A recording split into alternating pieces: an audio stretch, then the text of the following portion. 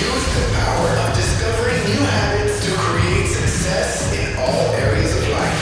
Body, fitness and nutrition, being, spirituality, passion and purpose, balance, marriage, kids and relationships, business, marketing, sales, leadership and systems. Transform your life by learning how habits work. And now your host, husband, father, entrepreneur, trainer, coach, and warrior, Jesse Mule. Welcome back to the Habit-Based Lifestyle Podcast. I am your host, Jesse Mule, and today I have joining with me a very special guest, Arezzini, who happens to be the co-founder and CEO of Teeny Blends, a lifestyle brand that creates wellness and skincare products. So thank you for being on the show. You're welcome. I'm so excited to be here. Yeah, so you have quite a resume. I was very impressed, and just kind of getting to hear about a little bit about your business and the products that it creates. But tell me a little bit about yourself, and just talk a little bit about yourself with our guests. Well, I had a very untraditional upbringing.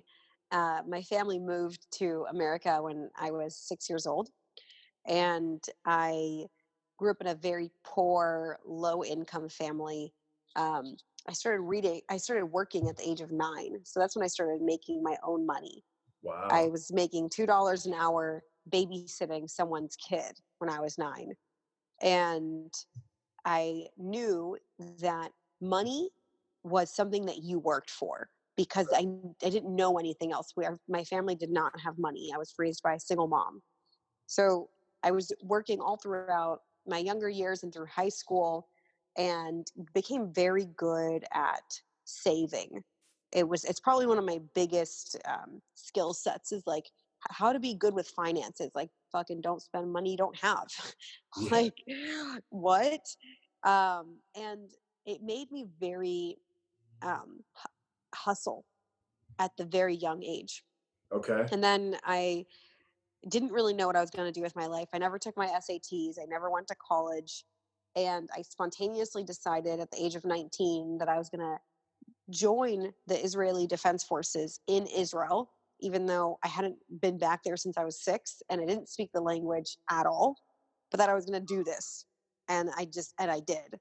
And that's when I fell in love with fitness, because my position in the Army was a combat fitness instructor for artillery soldiers, which is basically a trainer for the soldiers, to get them to do push-ups and climb over rope and do their obstacle course training.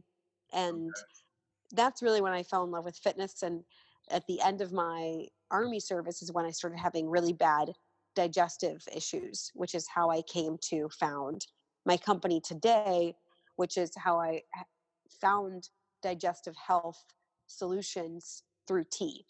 And that's really the journey that I went through there. So let's back up a little bit, because you went through this pretty quick. Like, you grew up in Israel till you were 6, and then you moved to the United States. Mm-hmm.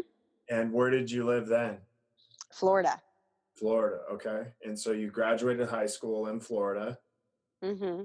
and then decided, instead of going to college, hey, I'm gonna move back to Israel and join the defense forces, or that your branch of military in Israel. Mm-hmm. I mean, I graduated high school when I was 16, because I went to a private high school that I could basically, I wasn't like uber smart. I was just like, tell me what credits I have to do so I can leave and I can go work 40 hours a week.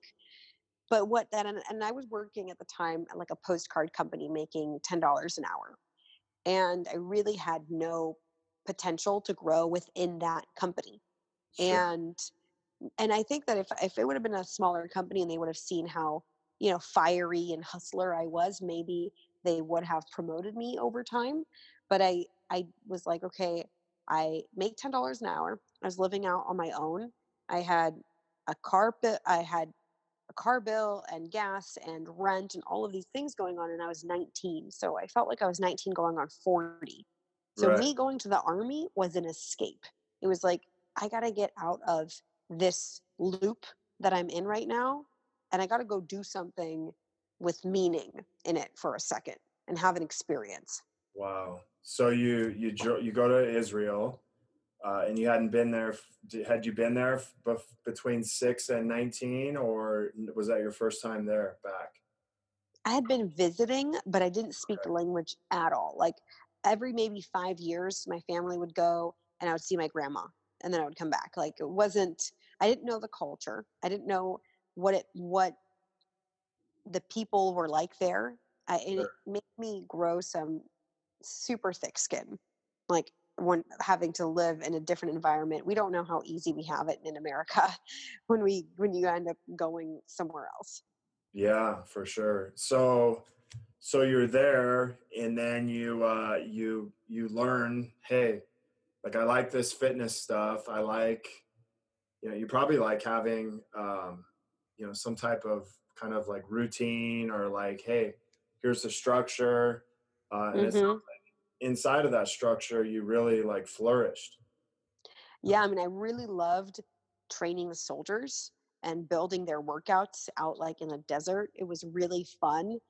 And I always really loved like standing in front of people and telling them what to do. I know that sounds crazy, but like it was really empowering telling like 80 male soldiers to do push-ups as a Sure, woman. I yes. thought that was amazing. It was so much fun. And I really understood how uplifting and how much happiness could be generated from fitness, which is why I ended up, even after the Army, becoming a certified personal trainer. I was a spin instructor. So the choice to join the Army really changed my life because it gave me this gateway to wellness. Yeah, I mean, it really sounds like it gave you permission to lead, because if you're leading, men, and you're, the only woman, it's like, hey, I can lead anybody. And Yeah, it was definitely empowering. yeah, that's really cool. So I got 20 years as a personal trainer. I owned my own training facility. So, um, yeah, I mean, that's super cool. I love hearing about people's. So you decide, hey, I'm going to be a fitness instructor.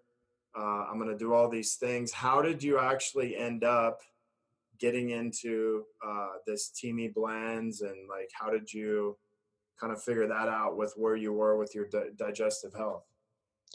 So my digestive problems started when I was in Israel. It was toward the end of my service. And the food in the army, it's not organic, it's not fresh, it's not farm to table. It's just like, how many fucking pieces of chicken can we make for 3,000 people at one time? So they're using crazy different types of oils and chemicals. And my body just at one point shut down. And I was going to the bathroom one time per week, which is disgusting. Yeah. And the whole point of the body is it's supposed to regulate and detoxify itself. And you're supposed to get rid of the things that you don't need and keep the things that you do need. But my body wasn't doing that. It just stopped working. So I became addicted to coffee. I was drinking like 5 cups of coffee every single day because I couldn't go to the bathroom without it. But at a certain point, the coffee stopped working too. Like that stopped working as well. And I looked like I was 5 months pregnant. I had this huge stomach, looked like a big inflamed bowling ball, and it was hard as a rock. And I Wow. was like 21 years old. So I'm like, what's going on? Oh my God.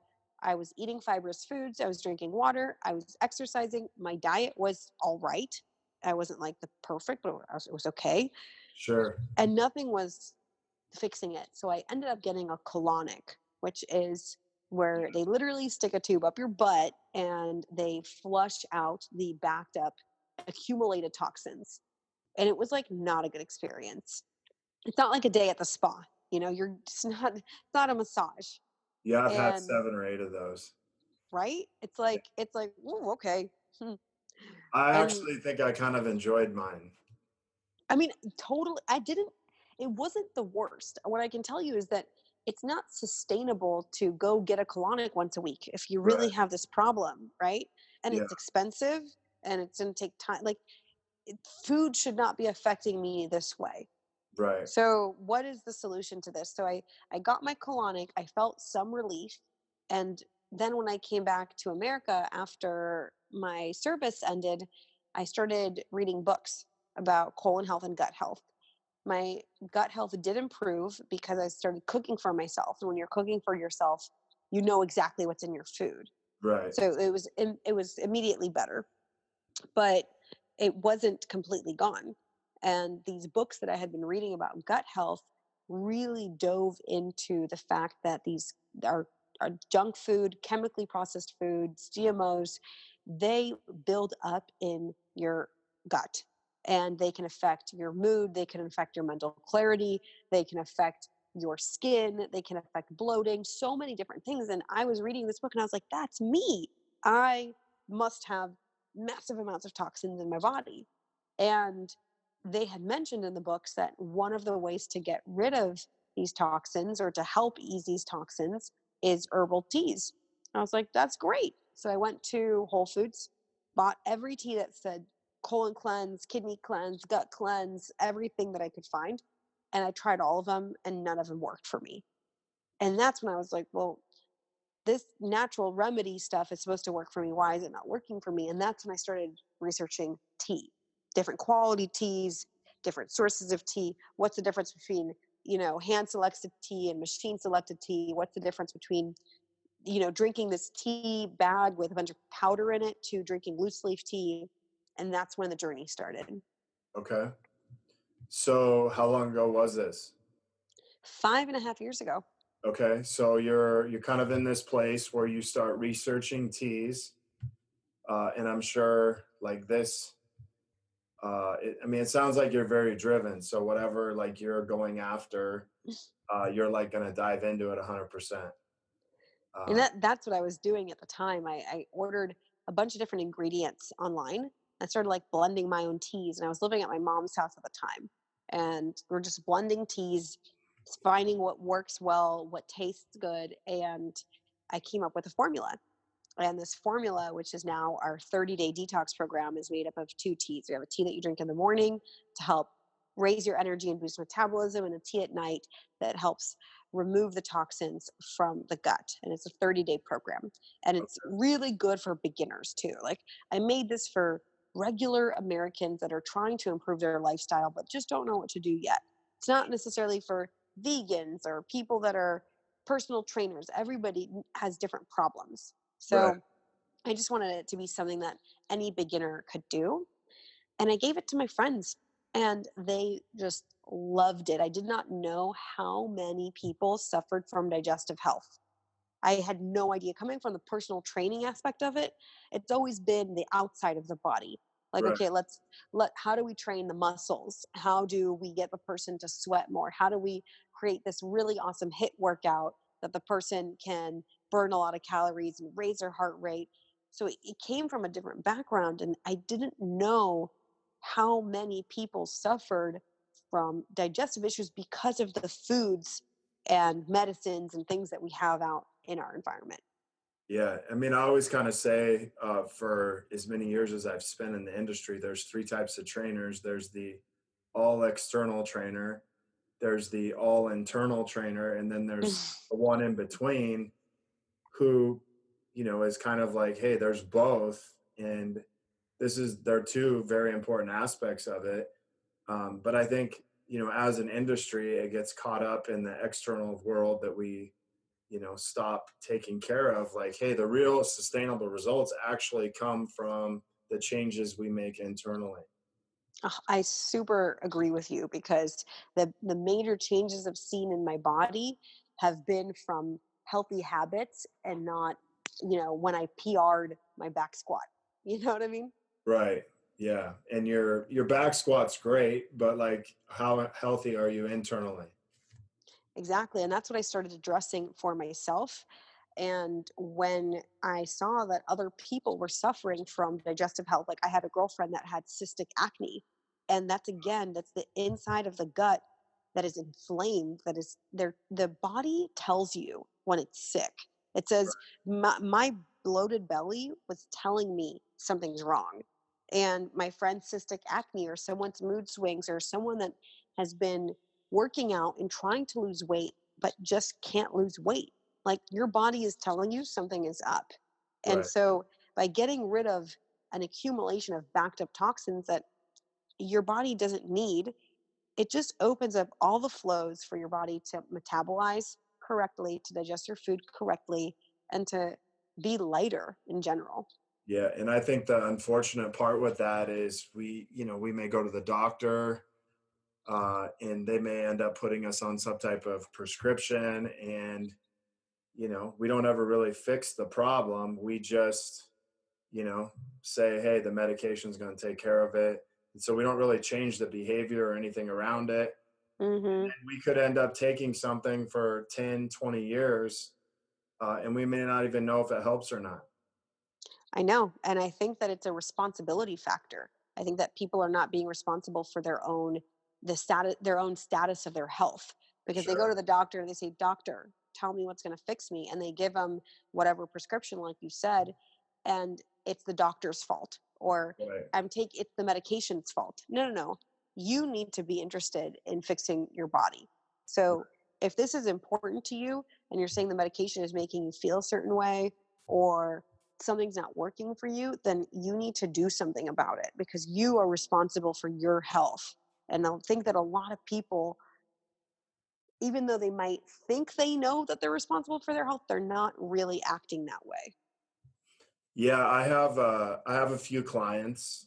It's actually kind of crazy because I've been working with clients in the capacity that I've been doing it for about 4.5 years, and all of a sudden, I'd never worked with anybody that actually had GERD, but I end up having two clients in the same group that have GERD. And it was like, I'm like, hey, do you even know if the medication's working? And we went through this whole process, and they're like, oh yeah, it's, if I didn't do it, then something may happen to me. And I said, well, are you sure? And they're like, well, yeah. And I said, well, when's the last time you haven't taken it? And they're like, well, I've always taken it. I said, okay, so what would happen if you didn't take it? And one of them had convinced themselves that they might die if they didn't take it. And so I said, like, hey, why don't you write down your fears of not taking it? Mm, And like before you go to bed at night, just read it and then make a choice if you really need it or don't. And so they started implementing this, and all of a sudden they realized, like, hey, I don't really need to take this. I didn't even, and they started realizing that they didn't even need it unless they ate bad. And then that was the way that they actually masked eating. mm-hmm. And so they really used it so they could eat bad and still feel fine the next day. Mm. But Can you yeah, believe that? I mean, just to know, like, hey, like you said, our body tells us what's going on. It's just whether or not we're conscious to listen. And I really think most people are unconscious to what their body's actually saying. And Yeah. so it's easier just to go get the quick fix from the doctor or somewhere else. Yeah, I agree. And think also that people are afraid to experiment. Like your client was afraid to, they had all these fears that whether they had put there, or the media had put there, or their doctor had put there, they don't have the confidence on their own to Right. try something new. Like I'm actually doing this challenge on our Instagram account. We have a huge community. We have 1 million followers on our Instagram account. Wow. And we're doing a water challenge where Okay. I'm challenging, it's 5 days. I'm challenging, this has nothing to do with money or sales or business. I'm just really passionate about water, Sure. because I just, even though I sell tea products, tea does not replace water. Coffee does not replace water. And so I'm challenging people to drink a gallon of water a day for 5 days. Okay. And there's like hundreds of people that are just like, or thousands, I don't even know how many, they're just like all posting, because I walk around with this big jug, this 1 gallon jug. Okay. And just that I'm forcing them to experiment with their body for 5 days and making it fun and making it a challenge. And I'm hopeful that they felt better. They felt like it helped suppress cravings, and that they had more energy, and that they didn't need another cup of tea, or they didn't need another cup of coffee. and that their skin cleared up. Like, I'm hoping that by forcing them to do this fun 5-day challenge, that they see the effects. But most people, they're not going to on their own be like, hey, let me experiment with my body. Let me try drinking a gallon of water for 5 days. I think one of the cool things that, that you're saying is like, hey, what if the habit you normally did was drinking coffee? What if you changed that and just tried drinking water every time you wanted a cup of coffee? Mm-hmm. Like, how simple would that be to actually change that habit out? And I think sometimes we try to quit our habits completely cold turkey without actually adding in a new one. Uh, Right. and that's really where I believe people can be successful is, I quit a 26-year addiction of chewing smokeless tobacco Mm. cold turkey by doing push-ups every time I wanted a chew. I'm sure you got real buff. Yeah, and it took me like doing 400 to 500 push-ups a day to realize that I'm like, man, like every time I want to push up, like technically I'm lying about how I feel. And so rather than express it or let myself feel it, I would go to suppress it every time I wanted to chew. And so doing the push-ups made me realize that. Once I realized what I was actually doing, I quit very easily. Wow, Because I'm like, that's amazing. yeah. So, I quit coffee back in February, basically Wow. doing the same thing, except I started drinking like a non-caffeinated tea. Mm-hmm. And then I was like, this isn't really any different. Like the coffee's no longer doing anything for me. Mm-hmm. So People, I think, are running on roboticness. yeah, Like, you're it's people are robotically doing things, and it's not because of social media, or that I was doing robotic things before social media was ever around. I right, think that you're right. If you switch it up with a different habit, you start seeing that it actually didn't matter in the first place. right. Do you do anything with your water or your water challenge, or it's just straight water? It's just, I mean, people can add fruit into it, but it's just drinking a gallon of water per day, or at least trying to. Okay. Um, and people see that they have way less cravings for snacking, and Sure. their skin is glowing, and they feel much more energy because they're actually hydrating their body enough. That's awesome. So tell me about Teamy Blends. Like, how did you find that? So you started going through and looking at all these different tea blends and things like that, and testing these on your own. How did you actually come up with the actual like tea? I ended up, when I was sourcing ingredients, finding my now business partner who came from the tea industry.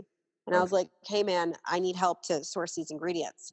And he helped me. And in the beginning, like I said, I was just making it at home. But he was like, hey, let's make a business out of this. So it was actually like, he was like, hey, if you're so passionate about fixing this problem and you've seen that it helps others, is this something that you'd want to do a business? I was like, you know what? Why not? At first I was like, this seems weird. I'm 23 years old. I didn't go to college. I I'm not necessarily an expert in tea at this point. I live with my mom, and I don't know anything about business.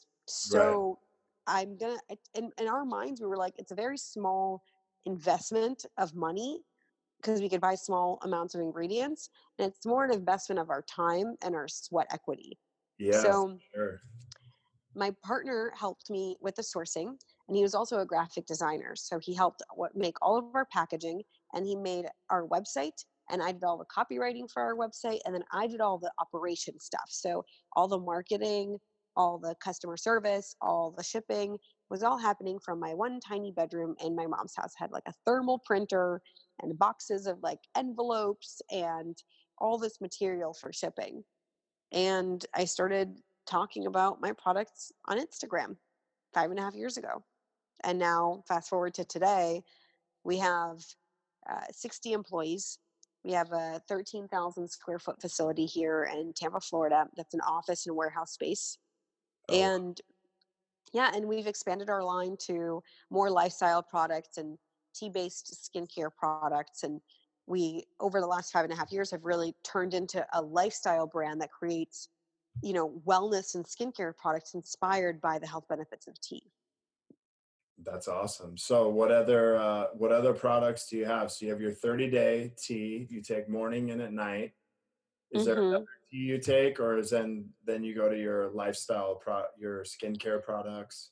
We have over 15 different kinds of tea. So we have energy teas and relaxation teas. We have fruit teas. We have matcha. We have all different kinds of teas for people that love tea. And then we have our superfood greens powder. We really just are making products that I'm passionate about that I use in my life, to be honest. I'm really passionate about using green powders in my smoothies. I'm going to make one. Oh, okay, so you made your own greens powder. Right. Yeah. Nice. That's awesome. I love those much more than the green smoothies. There are a lot Yeah. of calories. Yeah, they are for sure. So how long have you had your company? 5.5 years. It will be 6 in October. Okay. And you have 60 employees, which we all know, like if anybody owns a business, having 60 employees is like babysitting 60 adult kids at times.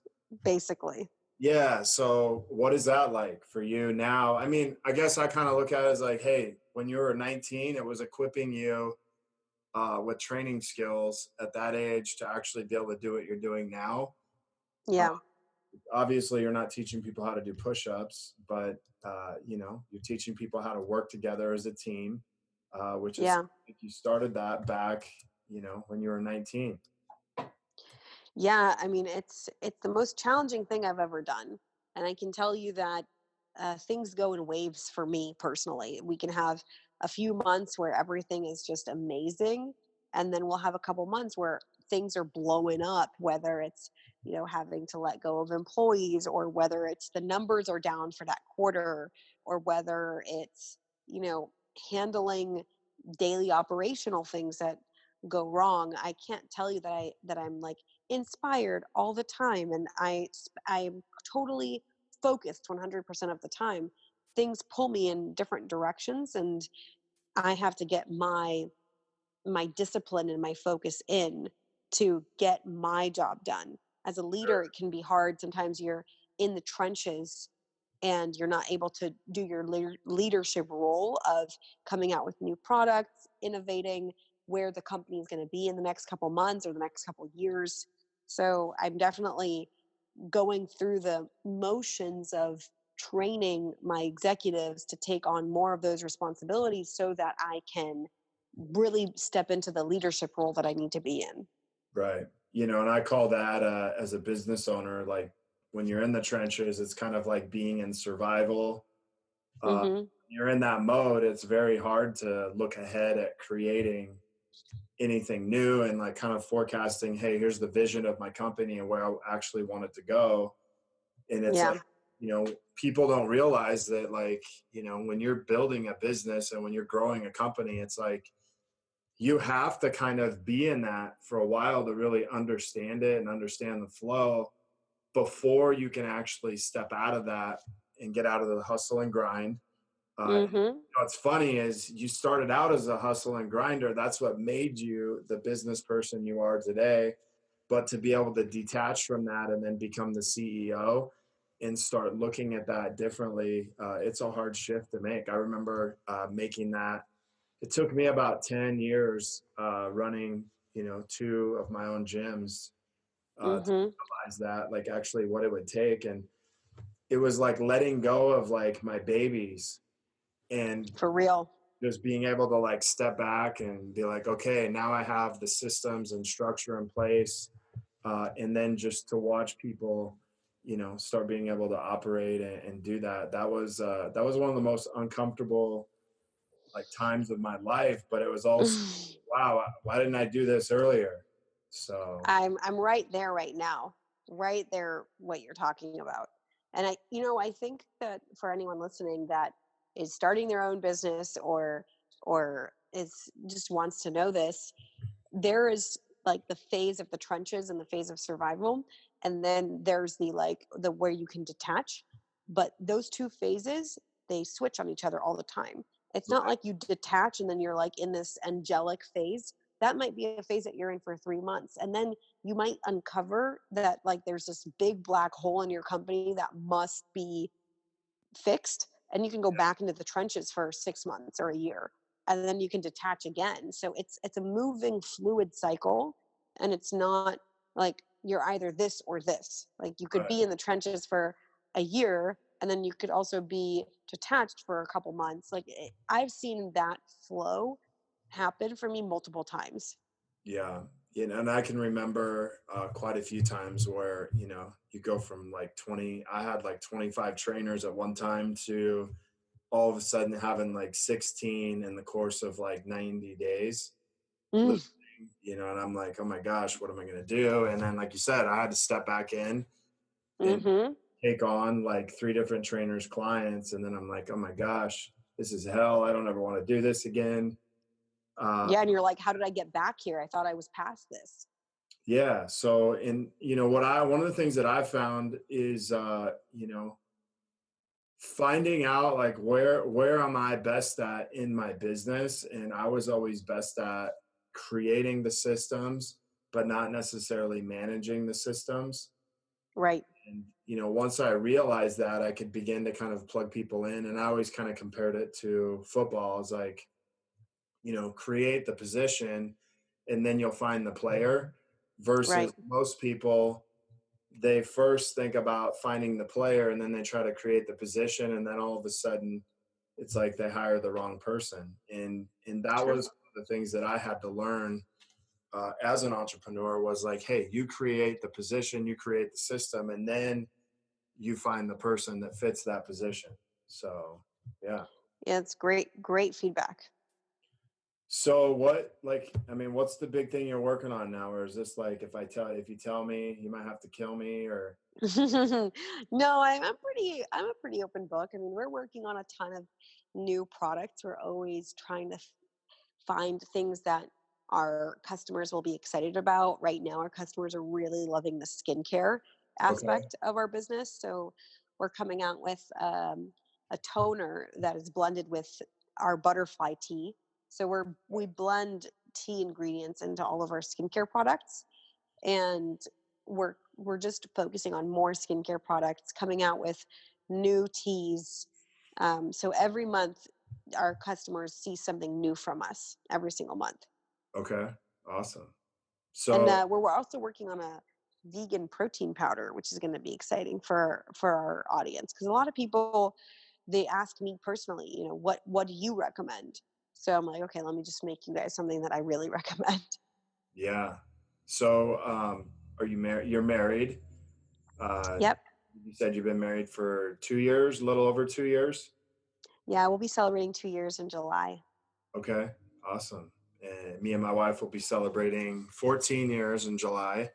Wow. And we just actually ran a marriage boot camp where me and her put it on. It was like a 2-day experience here in Dana Point, California. That Uh, must have been incredible.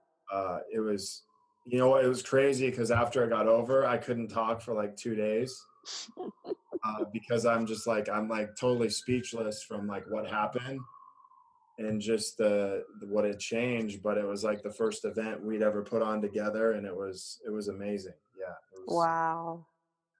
That's incredible. Marriage to me has been such an interesting experience because I'm so independent. I'm Yeah. so independent, and he is too. And usually with couples, they're very like codependent on each other. Like, let me ask my wife, let me ask my husband, and like everything is together. But my husband and I have been doing long distance for 4.5 years. Okay. So I do the most of my time in Florida. I would say 70% of my time is in Florida, but he lives in Portland, Oregon. And Oh that's wow. where we're going to raise our kids. But until I get my executives like on track here in Florida, I don't really feel like I can consciously leave the business and run it from Oregon. I'm very hands on.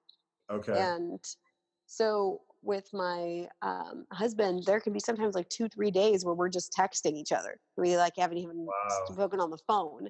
And it's incredible to allow someone else to be themselves in a marriage and not make them who you want them to be necessarily. So Yeah. that has been such a growing experience for me, which has really opened my eyes to not trying to fit people to who you want or need them to be, but really just allowing them to be themselves and respecting them for who they are. Yeah, for sure. I used to live in Gig Harbor, Washington, so it's like 2 hours from Portland, Oregon. So I know Oh, that's awesome. very well. So you have a long distance marriage. That's got to be tough on your marriage at times. Is he in the same business as you, or is he in something different? He actually does real estate. So Okay. he's not he invests in real estate properties and manages them. Oh, Is probably wow. the better way to say it. Okay. Awesome. And then do you still do any type of training for yourself, personal training, personal care? I work out like 6, 7 days a week personally. Okay. And now I can afford to have my own trainers, which is really cool. So Nice. I hire trainers to train me, make sure that my butt gets whooped and that I train hard. But I don't think I could live my life without fitness. Yeah. I don't think I could do it. It's my 1 hour a day to not be on my phone, to not answer questions, to just focus on myself. Okay. So obviously, like my show is called Habit Based Lifestyle. So I'm going to ask you a couple questions. One is, do you have a morning routine? Yes. Okay. I wake up every morning at 6:30 in the morning. I work out between 7 to 8 and then I shower, I make my superfood smoothie and my tea and I'm out the door and at work by 9. Okay. Awesome. And what is the one habit a listener could start doing to really impact their health? Honestly, I know it's going to sound cliche, but it's to drink a gallon of water a day and to buy yourself a BPA free gallon or half gallon jug from Amazon. They cost a couple dollars and make it a habit to um, drink water. I think that people drink because they think they drink energy drinks or soda or coffee or tea because it's pleasurable to whatever degree. It tastes good, it gives them energy. You don't and people don't like drinking water because it usually immediately doesn't do either. It doesn't necessarily taste good and it doesn't have any specific effect immediately, right? Right. So if they can start drinking a gallon of water a day habitually and because they know it's good for them, long term they're going to see huge results. Like I've been doing this now for about 4 or 5 months and my Okay. life has completely changed since I've put in this habit. I wasn't always aware of this. I just one day I was like, man, I'm dehydrated all the time and I feel tired, so I'm going to start drinking water. And I did this experiment with myself and it's a huge changes, so that's what I would say. Okay. Awesome. So if any of my listeners were wanting to either get in contact with you or your company, where would they go? They can follow us on Instagram. That's where a lot of our peoples are, which is at Teamy Blends. And they can always follow me too if they want to see like the behind the scenes, real business entrepreneurship life, which is at Arezzini. Okay, awesome. Yeah, so I was gonna kind of end this with some stuff on business because a lot of my listeners are people trying to grow businesses, even grow their social presence on like social media and stuff like that. So I thought it'd be kind of cool if if you feel comfortable giving some tips on Of course. how to grow your presence on social media. You have 1 million followers, which is huge. Um, Yeah. on Instagram, but just how you actually have done that. Well, I started 5.5 years ago. So this 1 million followership isn't something that happens overnight. First thing is to check your expectations. I have been posting on Instagram 4 times a day on my business account for the last 5.5 years. So that's the amount of times that I'm talking to my community. And some people might think that that's smart, and some people might think that that's dumb, but that's what has worked for me. You need to promote yourself. Is if you have a business that you want to do and you've already decided this is what I'm going to do, I have this product, I have this service. Once you have whatever commodity it is, you need to start telling people about it consistently. You can't tell people about it on Monday and then forget to tell people about it on Tuesday. Whatever it is that you're selling or that you're doing, it needs to be consistently spoken about all the time. So And when you say post, are you doing like pictures, you doing videos, you doing everything? everything, combination of all of that. But in the beginning, it was me taking pictures on my iPhone and making really ugly collages like 5 years ago. Like if you see some of my original Instagram posts, it's ugly. But that's the point, is that it doesn't fucking matter. Like Right. just do it anyway and you will get better. Our Instagram today looks different than it looks last year, looks different than it looks 2 years ago. Every year it's like we level up in our content, Sure. but we're still figuring it out. We're still trying to make it better all the time. So my first tip on building a presence is to at least post one time per day and be consistent with it. That's the first thing. The second thing is to spend a few hours on your targeting on Instagram. So hashtags on Instagram are better used if you're not targeting nouns. So like I would never use hashtag like tea, because I'm not trying to show up for that. You need to look for audiences. So if I'm looking for people that have IBS, I'm going to use the hashtag IBS warriors, or I'm going to find that type of person or that type of audience that needs my product. Who would be the people that would need my product? Maybe it's moms. Maybe it's new moms. And then I can use the hashtag new moms.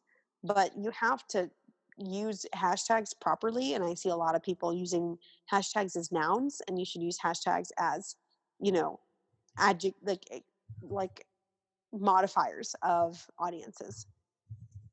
So like a type of person, Mm-hmm. not necessarily a thing. Right. Like if I was selling workout clothes for women, maybe I would be hashtagging girls that lift. I wouldn't be hashtagging workout clothes. Yeah. But a lot of people do that. And that is not the right way to do it on Instagram. All right. So let's you can play around with me a little bit. So what would you be hashtagging for marriage boot camp? So marriage, I would do like relationship goals, couples that live together. I would have to go on Instagram but you can go into like a weave of it, right? Yeah. So Check it. marriage tips, marriage lessons. I don't know if these are actual hashtags. I would have to go and find out, but it would be about like um, marriage counseling, marriage therapy. I would use those, even though they are talking about the actual thing.